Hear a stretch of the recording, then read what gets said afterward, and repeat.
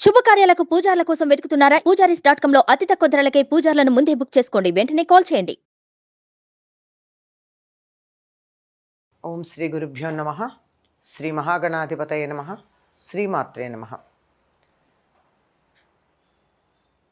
కర్కటే పూర్వఫల్గుణ్యాం తులసీకాననోద్భవాం పాండ్యే విశ్వంభరాం గోదాం వందే శ్రీరంగనాయకీ.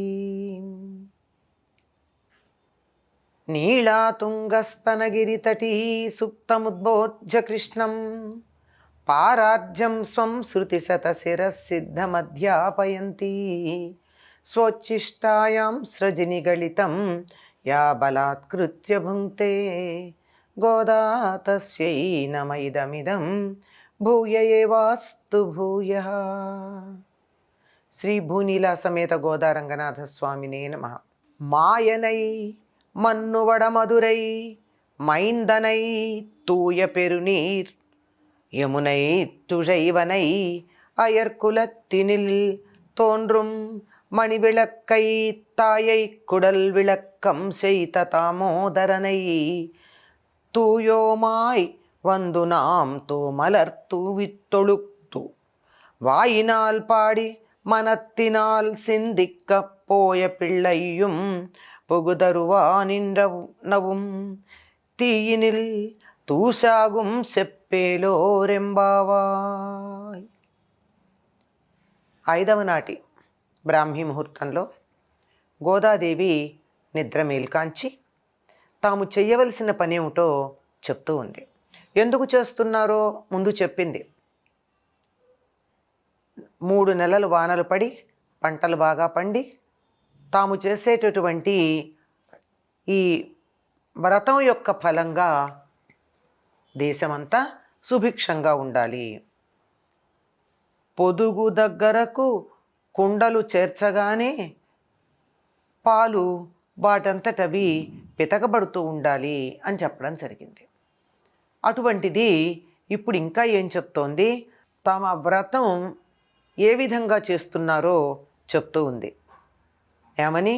ఆశ్చర్యకరమైన చేష్టలు గలవాడు. మాయనై అంటే మాయ చేసేవాడు. మాయ చేసేవాడంటే ఇలా మాయలు మంత్రాలు చేస్తాడని కాదు. అసలు మనకు ఆశ్చర్యం కలుగుతుంది. ఇలా ఎలా చేయగలిగాడు? 7 ఏళ్ళు లేవే కొండనెత్తాడన్నారు.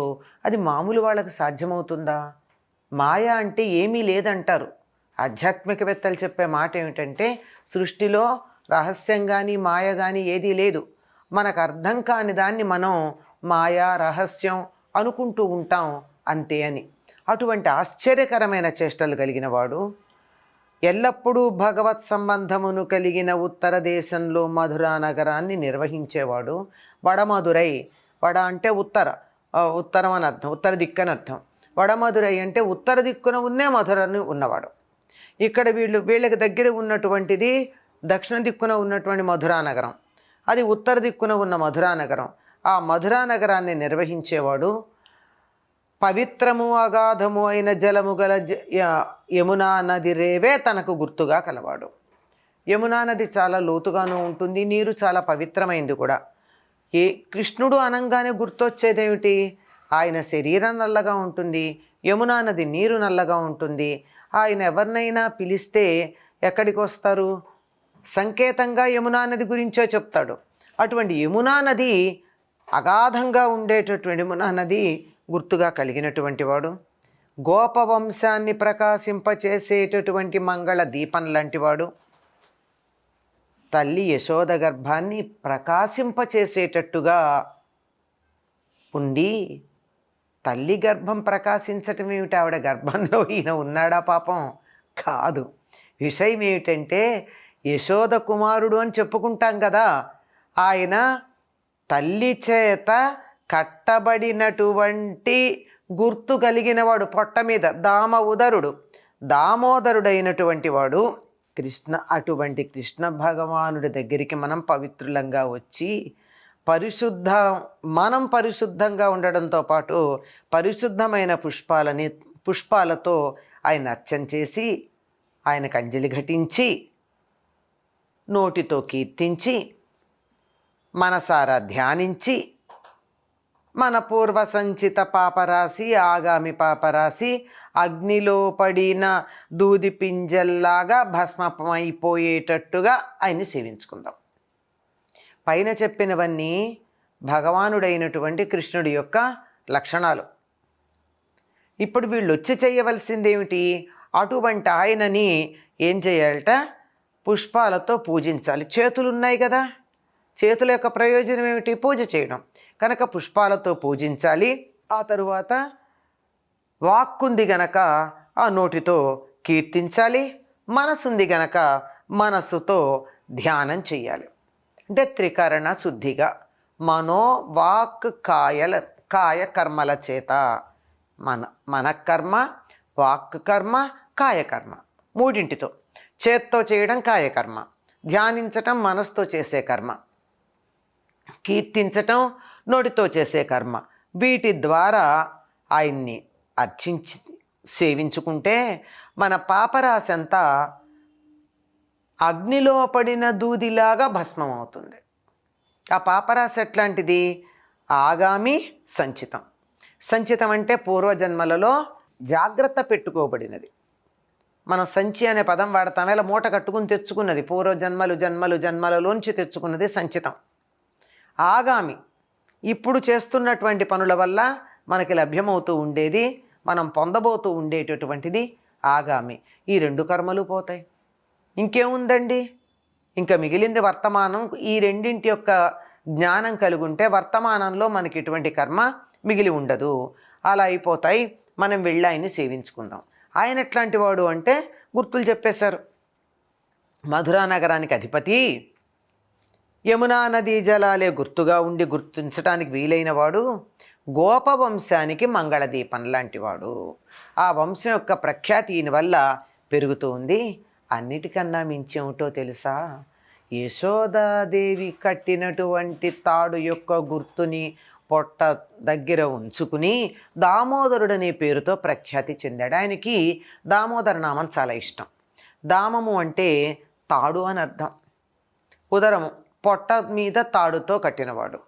పొట్ట మీద తాడుతో కట్టినవాడు అంటే ఇది ఆధ్యాత్మికంగా చాలా పెద్ద విశేషమైనటువంటి అర్థం ఉంది. కానీ కృష్ణుడుగా దామోదరుడు అంటే తల్లి తాడితో కట్టేసింది. కట్టేస్తే ఏం జరిగింది? ముడేస్తారు కదండి. ఇలా తాడు కట్టి ఇలా ముడి వేస్తారు. ఆ ముడి పాపం గుచ్చుకుంది. ఈ నల్లని వాడికి కూడా ముడి గుచ్చుకుంటే అక్కడ మచ్చ పడిందిటండి. మరి ఆ మచ్చ ఎలా కనపడుతుందో మనకి తెలియదు. ఆ నల్లని శరీరం మీద ఈ మచ్చ ఎలాగంటే నల్లవిస పుష్పంబు మీద తేటి కుట్టిన కందులాగా ఉంది అని బొగ్గన పెట్టిన చుక్క గురించి గోదావైభవంలో శ్రీమాన్ ఇక్కిరాల కృష్ణమాచార్యుల వారు వర్ణించారు. కృష్ణుడు బొగ్గన పెట్టినటువంటి చుక్క ఆ విధంగా ఈ మచ్చ, నల్లని పొట్ట మీద ఉన్న ఈ మచ్చ ఆ విధంగా ఉందేమో. అందుకని దామోదరుడు అనే పేరుతో ప్రఖ్యాతి పొందాడు. ఎందుకంటే అన్నింటికన్నా చాలా ఔదార్యమైనటువంటి లీలగా దామోదర లీల గురించి చెప్తారు కృష్ణుడి యొక్క బాల్య లీలల్లో.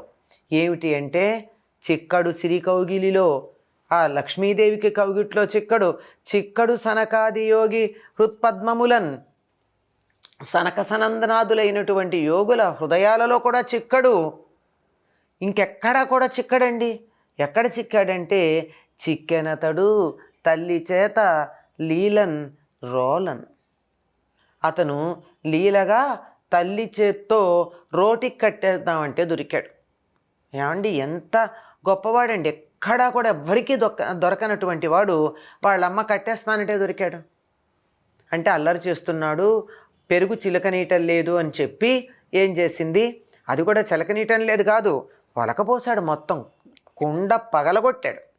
పెరుగు కుండ పిలవంగానే రాలేదని రాయి వేసి పెరుగు కుండ పగలగొట్టాడు. దాంతో యశోదాదేవి కోపం వచ్చింది. ఎందుకు రాదండి? కుండ పగలగొడితే పెరుగు పోయిందన్న దానికన్నా శుభ్రం చేసుకోవడం ఒక విషయం. పెరుగు, పాలకుండ, పెరుగుకుండ, కవ్వం, ఆ కవ్వం కట్టేటటువంటి ఒక స్తంభం పాతుతారు. ఇవన్నీ చాలా పవిత్రంగా చూసుకుని వాటికి పసుపు కుంకాలు పెట్టి పూజించుకుంటారు పాడి పరిశ్రమ ఉన్నటువంటి గొల్లలు. అటువంటి కుండని పగలగొట్టాడంటే తమ వృత్తిని అవమానం చేసినట్టు కోపం రాదా? మరి తల్లికి కోపం వచ్చి ఏం చేసింది? కొడుతుందా? కొట్టలేదండి పాపం. అందుకేం చేసింది? మళ్ళీ తన పనికి అడ్డు రాకుండా ఉండాలని అక్కడ ఉన్న రోటికి వేసి తాడుతో కట్టింది. ఆ కట్టినటువంటి తాడు పొట్ట దగ్గర బిగించింది. ముడేస్తుంది కదా, ఆ ముడి గుచ్చుకుపోయిందండి పాపం ఆ చిన్నారి నల్లవాడికి. ఆ గుచ్చుకుపోయిన మచ్చ అయిందిట. నిజంగా పిల్లలకి మచ్చబడితే ఏమవుతుంది? ఎదుగుతున్న కొద్దీ చర్మం మీద ఉన్నటువంటి మచ్చ పోతుంది, నిల్చుండదు. కానీ ఆయన జీవితం అంతా ఉంచుకున్నాడు. ఎందుకు? మా అమ్మ నన్ను కట్టేసింది, ఈ మచ్చ నా పొట్టనే ఇట్లాగే ఉంటుంది, నేను అమ్మకి ఎప్పుడు కట్టుబడతాను అని తల్లి మీద ఉన్నటువంటి అభిమానంతో ఆవిడికి కట్టుబడ్డాను అని చెప్పడం కోసం పొట్ట మీద ఆ మచ్చను అట్లాగే ఉంచుకున్నాడండి. అటువంటి దామోదరుడున్నాడే, ఆ దామోదరుణ్ణి సేవించుకోవడానికి మనం వెళ్ళి మనం శుచిగా ఉండి శుచైనటువంటి పుష్పాలతో అర్చించి అటువంటి వాక్కులతో ఆయన్ని కీర్తించి మనసుతో ధ్యానం చేద్దాం. ఆగామి సంచిత కర్మలు పోతాయి. రండి రండి, మనం చేయాల్సిన పని ఇది అని చెప్పి గోపికలని, గోపికలంటే ఎవరు? నందవ్రజంలో వాళ్ళు కాదు, శ్రీవిల్లిపుత్తూరులో ఉన్నటువంటి గోదాదేవి చెల్లులు, వాళ్ళందరినీ తాను గోపికలుగా భావించుకుంది గనక రండి రండి అని చెప్పి వాళ్ళని తనతో స్నానవ్రతానికి తీసుకుని బయలుదేరింది గోదమ్మ. స్వోచ్చిష్టమాలికాబంధగంధబంధురజిష్ణవే విష్ణుచిత్తతనూజాయై గోదాయై నిత్యమంగళం. స్వస్తి.